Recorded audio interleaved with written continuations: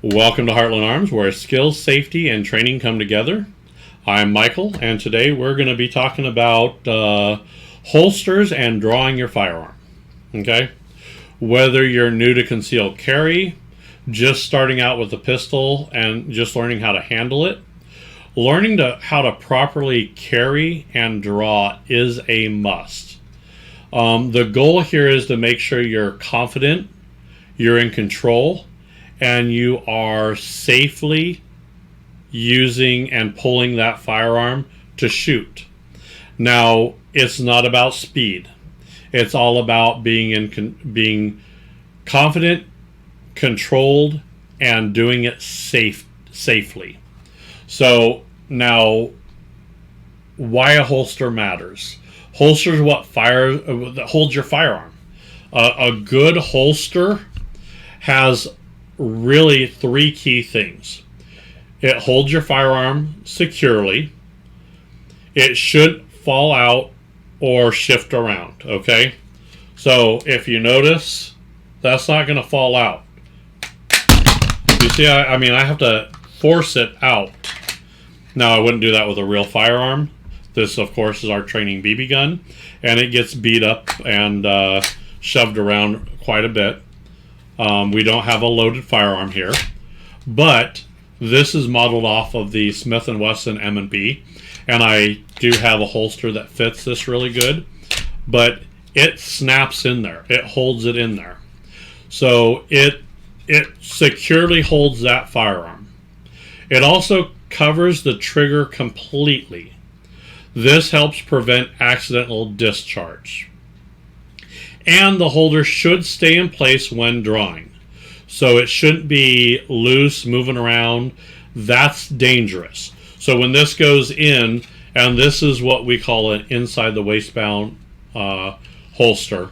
So this will go in, and this actually gets pressure from there too, and it holds it in, and then you pull from there.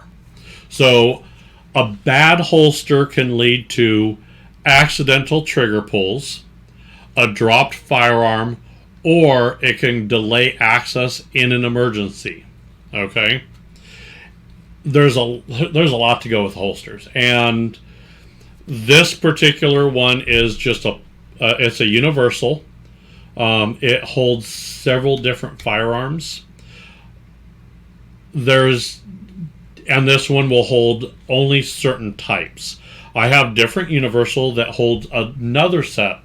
You just have to understand that, make sure that that holster holds your firearm, whether it be a universal, a leather holster. Leather's great. I prefer the plastic holsters and the hard plastic because leather has a tendency of breaking down, and as that gets weathered, what will happen is this spot here, and let's go to the front here. This right here where my finger is, this piece on a leather holster can wear down and can dip into the trigger area. So it could dip into where the trigger is here. And then if that piece of leather hits this trigger and pulls it, that's where your accidental is going to happen. Okay? So always look for a holster that has strong retention, a trigger guard protection, so something that protects the trigger, a solid belt clip or belt loop that's not going to move, okay? Keep that in mind. So you have several different kind of holsters, okay? You have what is called a IWB, which is an inside the waistband holster. That's what this is. This is designed to go inside, and then these are my belt loops that the belt goes around and helps hold it in there, okay? This is a good option for if you want a concealable holster. It's popular for EDC, or what we call everyday carry, okay? Then you have outside the waistband. Generally, these clips that are on this side will actually be on the opposite side, and it sits on the outside of your pants. All right, it does provide easier access to the firearm, and is often used for training or if you're open carrying. That's one of a couple different options there. Then you have the appendix carry. This requires a fast. This is going to be where it's going to be a fast draw. Requires extra discipline and proper training. Typically, that's going to be right up here in your pants. I'm not fond of this carry. I don't like appendix carry. I prefer side carry. So if I stand up, this is generally where I'm going to carry it, right here, and then this is outside of the waistband. And if it was inside the waistband, you wouldn't be able to see it. But appendix carry is in this area right here. All right, that's kind of where the carrying goes. You also have shoulder holsters. It goes right here or right here, depending what arm you are. They're great for sitting, driving. They're not as common today. I don't see very many of those. Generally, for shoulder holsters, it is a type of open carry if you're not wearing a jacket. And if you're wearing jacket or something like that, I know they make some shoulder holster shirts that, like undershirts, that you could put it right here. And then if you're wearing a button-up shirt or a polo, you just have to reach around. It does take a little bit more getting used to, and a little bit more extra training on there as well. You also have your ankle holster and pocket holsters. So just that slide in your pocket or go around your ankle. These are really good options for backup option. They do require special training for that. If you're going to carry something like a small little gun, like a Derringer or something like that, you get pocket, and they make pocket holsters that you could get in there as well. Now, we're going to get into carrying positions as well. So there's a lot of them that you carry. So I'm going to get up here, and then this is generally 3 o'clock or 4 o'clock. So this is going to be some of the carry positions that you're going to be. All right. This is where I prefer. Sometimes I like to move to 4 o'clock just because it tucks it a little bit further back and it doesn't print as bad. Appendix carry is going to be 1 or 2 o'clock. And then, of course, if you are left-handed, you're going to be just the opposite of these. So you're going to have it at, this would be 9 o'clock, 8 o'clock, and then you have 12 o'clock and 11 o'clock. So keep in mind where those are where you're going to do. We also have another position, this right here. This is called SOB, or behind the back, small of back. Okay? A little bit about behind the back. I don't recommend it. Have I carried one there? Yeah. Do I recommend it for most people? No. The reason is that it's an awkward draw and it's higher risk. You're putting that gun behind you, and if someone were to walk up to you and that's your blind spot, last I checked, we don't have eyes in the back of our heads. As much as we want, and as much as our moms caught us doing stuff, and we thought she did, she doesn't. So I don't recommend doing that at all. If you do, I would recommend doing it concealed carry, and I would recommend making sure you have a holster that has some type of retention strap that helps hold that so people just can't pull it out. If that's your choice. But I don't recommend that. You have to choose what's comfortable for you.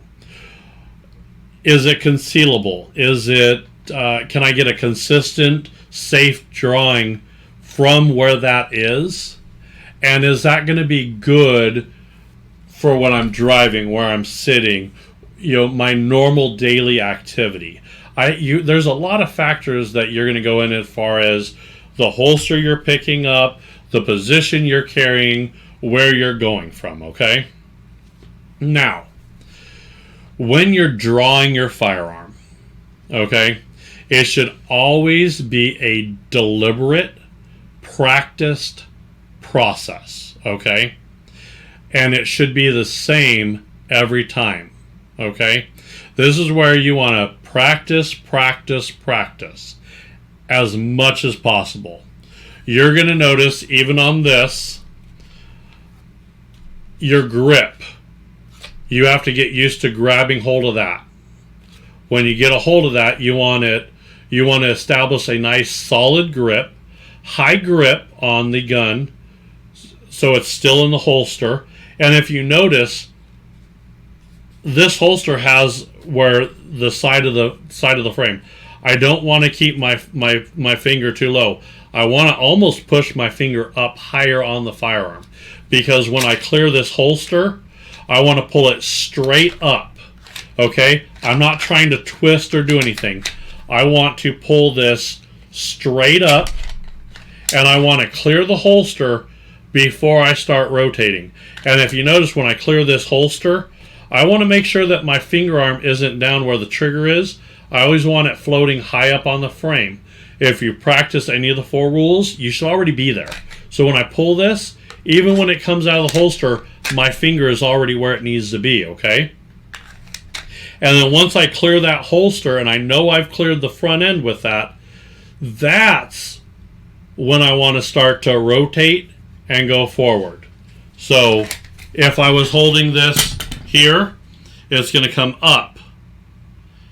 Clear the holster, rotate, and orient. If you notice, right about here, I'm going to bring my support hand over. All right, bringing your support hand in will establish a good shooting grip. So when you go from here, it's up and rotate. And you'll practice this, up, rotate. And then once you're doing it, you're going to push out, get the target on sight, and go from there. So even from a shooting situation, I'm going to up and out. So grip, clear the holster, rotate, 2-hand engagement, press out, go. This should be practiced. This does not come easy for new shooters. You should practice all the time. Anytime you're practicing, always keep that firearm unloaded. You don't ever practice pulling or doing any of these motions with a loaded firearm. That's a big no-no. Always practice with an unloaded firearm, or a lot of companies make a pellet or BB gun or a practice training. You could, if you're carrying a very well-known brand, you can get a practice firearm that is pretty much identical to the real firearm. Use that. Also, never sweep yourself. You never sweep yourself or others.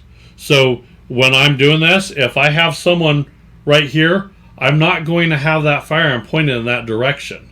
Also, you don't want to do this. I've done this a few times on the show to show you don't do this. Now I'm showing you when it's unloaded. I will show this orientation. Never do this. Do not do this. You don't want to, when you're pulling it out and you're sitting down, don't pull it out and come up like this, because your legs are underneath you. So when you're doing it, you want to bring it out and around. Don't sweep yourself with the muzzle. Don't sweep others with the muzzle. If your wife's standing in front of you, you don't pull it out and then try and go around her. That should never be pointed at somebody. Remember your 4 rules. Also, remember to go slow. Build the muscle memory to do it correctly. Speed will eventually come. You will get faster at it. When you do it, you'll get faster at it. But we're not playing quick draw. This isn't the Wild West. Slow, steady. Practice the good habits to pull it out and go from there. Dry firing will help as well. Again, make sure it's unloaded. This one, I can't even pull this is completely empty, but I can pull the trigger. So when I do that, if I have to practice an emergency, I can do that. Dry firing will help with the training to get through that. Why do I say dry fire at the end like that? Well, chances are if you're pulling your firearm, you're not pulling it to scare somebody. You're pulling it because it's a life or death situation, and you're going to have to defend yourself. I want to make sure that you're in the habit of not pulling that. You should be yelling at them, stop, get away, whatever you're doing before that firearm even leaves the holster. Because once that firearm leaves the holster, you should be lining up your target and defending yourself. That's what you should be doing. Now, can that bad guy take some actions to keep you from pulling that trigger? Yes. And I would hope that you give them the opportunity to correct their actions where you don't have to use that firearm. But when you're practicing, you should be practicing to save your life. That's what you should be doing.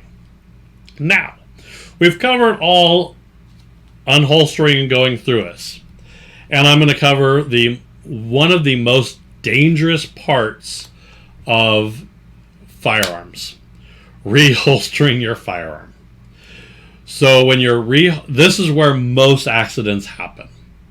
So pay attention to what you're doing. You want to look at your holster. So when you're putting it in the holster, you're going to look down and watch. Don't be like, I'm looking over here while I'm trying to holster this. I can't. You see how I'm fumbling around? If I'm looking and I'm paying attention to where I'm doing it, I'm putting it in there. Also, make sure your finger is off the trigger when you're holstering it. Because see how if I put my finger on the trigger, when it shoves in, that holster could push my finger and cause that trigger to be pulled. Not good. Also, make sure you go slow. You're very controlled when you're doing it. Make sure that if you have a leather holster, that flap isn't down and didn't get caught on the trigger or anything. Make sure your clothing or gear isn't in the way. So if you have to pull up your shirt a little bit to put it in, part of what you have to do. Speed doesn't matter here anymore. This is your safety that matters. If you've had to pull your firearm and you're putting it away, that means the threat's over. That means you have all the time in the world. If you're going to put it in, something doesn't feel right, reset. Don't try to force something like that. That's where you're going to get hurt. Stop. Reset yourself. Okay, wait. What happened? Okay, let's do it again. That's what you want to do, because I've seen a lot of accidental shootings happen in the reholster phase. Be careful. Watch what you're doing. You also want to build good habits. Okay, so the more you carry, the more you want to be consistent. Okay, find your holster. Use the same holster whenever possible. Keep that going from day one. Now, you also want to practice drawing from concealment if you're carrying concealed.